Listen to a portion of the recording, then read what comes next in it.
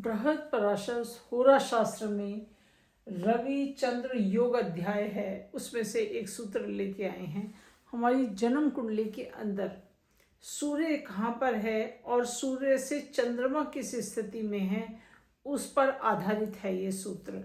सूत्र में कहा गया है कि यदि सूर्य से चंद्रमा केंद्र स्थान में हो, यदि जहाँ जन्म कुंडली में सूर्य स्थित है उससे केंद्र में, केंद्र भाव हमारे 1, 4, 7, 10 होते हैं, वहाँ पर चंद्रमा हो तो मनुष्य की बुद्धि, मनुष्य का धन, मनुष्य की बुद्धि, मनुष्य का चातुर्य, उसकी कुशलता आदि कम होता है।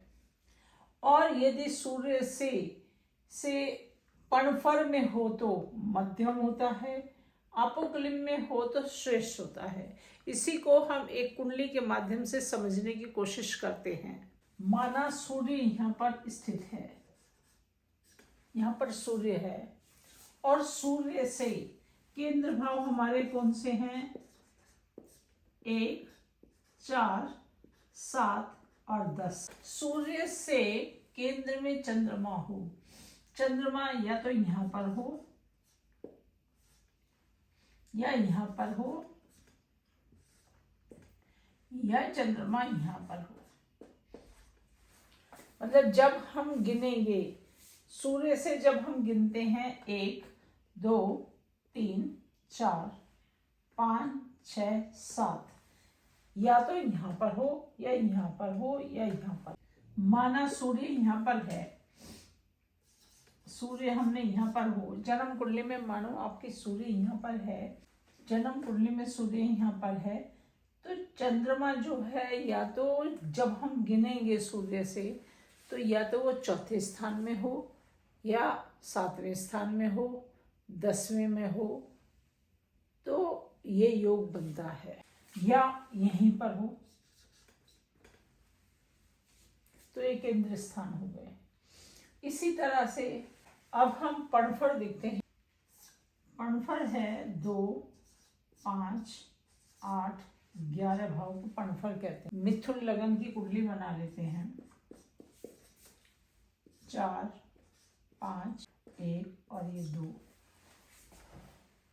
माना सूर्य यहाँ पर है तो पणफर के 2, 5, 8, या तो ये चंद्रमा, सूर्य से चंद्रमा जो है, सूर्य से चंद्रमा यदि पणफर में है, मनुष्य का धन, मनुष्य की बुद्धि, मनुष्य का चातुर्य, मनुष्य की कुशलता ये मध्यम होते हैं।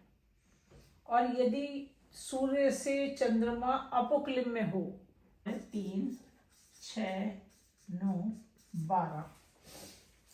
हाँ, यदि सूर्य यहाँ पर है तो दूसरे स्थान में 1, 2 चंद्रमा या तो यहाँ पर हो या 1, 2, 3, 4, 5 यहाँ पर हो चंद्रमा, या 1, 2, 3, 4, 5, 6, 7, 8 यहाँ पर हो, या 11वें स्थान पर हो, 1, 2, 3, 4, 5, 6, 7, 8, 9, 10, 11 चंद्रमा या यहाँ पर हो। चंद्रमा यदि 2, 5, 8, 11 जब हम जहाँ पर सूर्य विद्यमान है, आप अपनी कुंडली में देखिएगा सूर्य कहाँ पर है, सूर्य से गिनना शुरू करिए। जैसे हमने यहाँ से शुरू करा है गिनना 1, 2, जो ये पणफर जो है, पणफर कहते हैं दूसरे भाव को, 5वें भाव को, 8वें को और 11वें भाव को। यदि सूर्य से दूसरे स्थान पर चंद्रमा है तो ये पणफर ही उसमें आएगा, दूसरे उस भाव में है। तो ये जो मनुष्य का धन, उसकी बुद्धि, उसका चातुर्य, कुशलता आदि वो मध्यम होते हैं। ना तो बहुत ज़्यादा उसके पास धन होगा, ना ही तो वो बिल्कुल ही गरीब होगा, मतलब वो मध्यम क्लास में, मीडियम क्लास में होगा वो व्यक्ति। इसी तरह से यदि अपोक्लिम का देखा जाए, इसी को हम दूसरे उदाहरण से भी समझ सकते हैं। मान लो ये रहा 6, कन्या लगन की कुंडली है, 6, 7, 8, ये हो गया 5। माना सूर्य यहाँ पर है, यहाँ पर। अब चंद्रमा यदि 1 2 3 4 5 5वें स्थान पे है, तो आप बताइए कौन सा हुआ? केंद्र में हुआ, पणफर में हुआ या अपोक्लिम में हुआ? नहीं पता चल रहा, तो ये पणफर में होगा। 2 5 8 11। यहाँ पर मान लो चंद्रमा है, ये रहा, तो ये 5वां स्थान कहलाएगा। 1 2 3 4 5। तो ये मनुष्य, इस तरह का मनुष्य क्या होगा? सूर्य से यदि पणफर में, सूर्य से यदि 2 5 8 11 में चंद्रमा हो, तो मनुष्य का धन, बुद्धि, चातुर्य, कुशलता कम नहीं, पणफर में मध्यम होता है। अब इसी को हम अपोक्लिम में देखते हैं। माना सूर्य यहाँ पर है,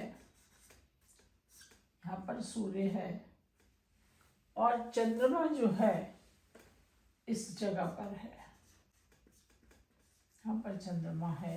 यदि हम इसे गिने तो 1 2 3। तीसरे का मतलब ये हुआ जिसका सूर्य से चंद्रमा जो है, सूर्य से चंद्रमा अपोक्लिम में है, तो उस मनुष्य का धन, उसकी बुद्धि, उसकी चातुर्य जो है वो श्रेष्ठ होगी।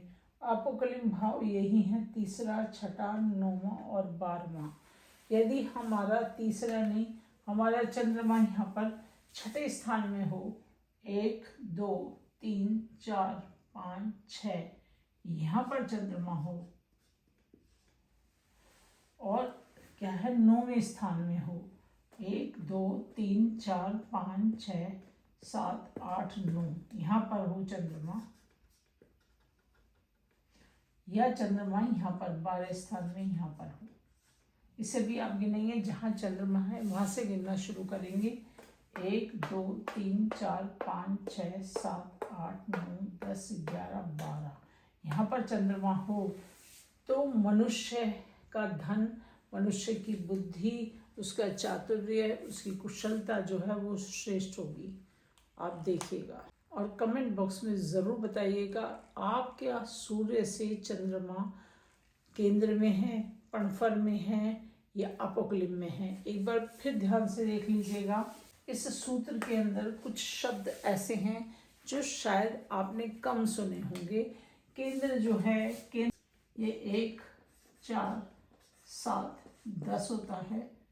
पणफर जो है, जिसे पणफर कहते हैं, पणफर जो है 2 5 8 और 11 होता है। और अपोक्लिम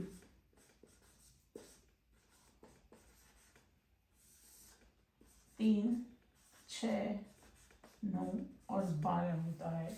आप चंद्रमा से, आप अपनी जन्म कुंडली में देखिएगा सूर्य कहाँ पर है, और जहाँ पर चंद्रमा है वहाँ से गिनते रहिए। 1 2 3 4 5, जिस भी नंबर पे है, यदि वो केंद्र में 1 4 7 में है तो वो केंद्र में है। केंद्र में यदि है तो मनुष्य का धन, उसकी बुद्धि, उसकी चातुर्य, ये सब जो हैं वो कम होंगे। यदि पणफर में है, यदि सूर्य से चंद्रमा जो है पणफर में है, पणफर के भाव होते हैं 2 5 8 11। यदि सूर्य से चंद्रमा दूसरे स्थान पे है, 5वें स्थान पे है, 8वें पर है और ये 11वें स्थान पे है, तो मनुष्य का धन, उसकी बुद्धि, उसका चातुर्य जो है, उसके हर कार्य कुशलता आदि बहुत सारी चीज़ें आती है इसमें, वो मध्यम श्रेणी की होगी। यदि वो अपोक्लिम में आता है, जहाँ जन्म कुंडली में सूर्य है, आप वहाँ से गुनिएगा। यदि चंद्रमा तीसरे स्थान पे है, छठे स्थान पे है, 9वें स्थान पे है या 12वें स्थान पर है, तो वो अपोक्लिम में कहलाएगा।